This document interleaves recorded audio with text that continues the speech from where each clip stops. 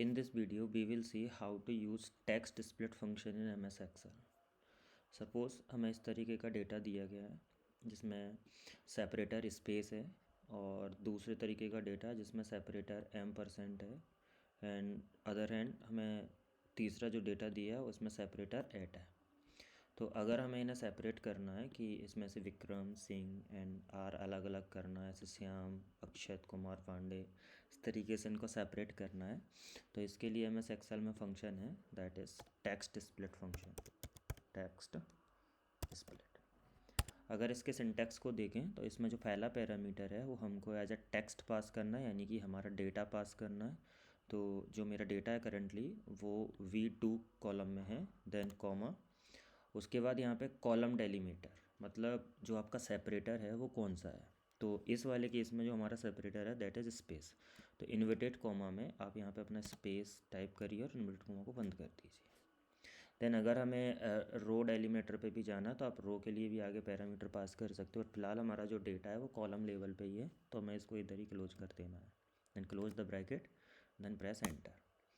तो आप देखोगे यहाँ पे ये तीनों चीज़ें अलग अलग हो चुकी हैं। अगर इस कॉलम को हम ड्रैग कर देते हैं तो ये जो सेम फार्मूला है वो सारे कॉलम से अप्लाई हो गया। तो देखो हमारा ओरिजिनल डेटा एक ही कॉलम में था, बट यहाँ पे जो डेटा निकल के आया वो तीनों चीज़ें अलग अलग कॉलम में सेपरेट हो चुकी हैं। सिमिलरली अगर हमारे पास सेपरेटर स्पेस के अलावा कुछ और है तो हम इस फंक्शन को इस तरीके से यूज़ करेंगे, इक्वल टेक्स्ट स्प्लिट। ओके, इस बार केस में जो डेटा रहेगा वो रहेगा V9, देन कॉमा सेपरेटर हमारा क्या है यहाँ पे M%, तो इन्वर्टेड कॉमा में M% हमें टाइप करना है, देन ब्रैकेट ऑफ।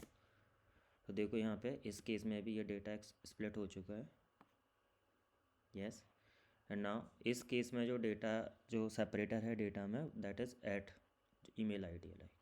तो इसको अगर हमें सेपरेट करना है तो इसके लिए भी हमें यूज़ करना है text split. Okay, then data इस बार हमारे पास B15 या, and then separator is at, then close the bracket. Yes, admin यानी कि यूज़र नेम और जो डोमेन नेम है वो अलग अलग हो गया दोनों से। इस तरीके से आप सेपरेटर इन द केस यहाँ पे स्पेस हो सकता है, कॉमा हो सकता है, M% हो सकता है, एट हो सकता है, डॉलर का साइन हो सकता है, कुछ भी मतलब symbols in the case of separator हो सकता है। तो उसके लिए जो फंक्शन है दैट इज़ टेक्स्ट स्प्लिट, तो इसको अपन कॉलम लेवल और रो लेवल दोनों पे अप्लाई कर सकते हैं।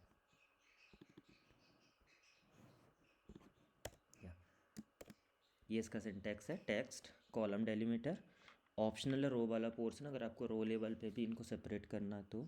और यहाँ पे जो इग्नोर केस वाला जो केस है, अगर आपका डेटा केस सेंसिटिव है यानी स्मॉल और कैपिटल में आपको डिफ्रेंशिएट नहीं कराना है तो आप इग्नोर केस वाला जो ऑप्शन है उसको भी आप यूज़ कर सकते हो, है ना। इस तरीके से अलग अलग पैरामीटर पे आप इसको यूज़ कर सकते हो। Thank you.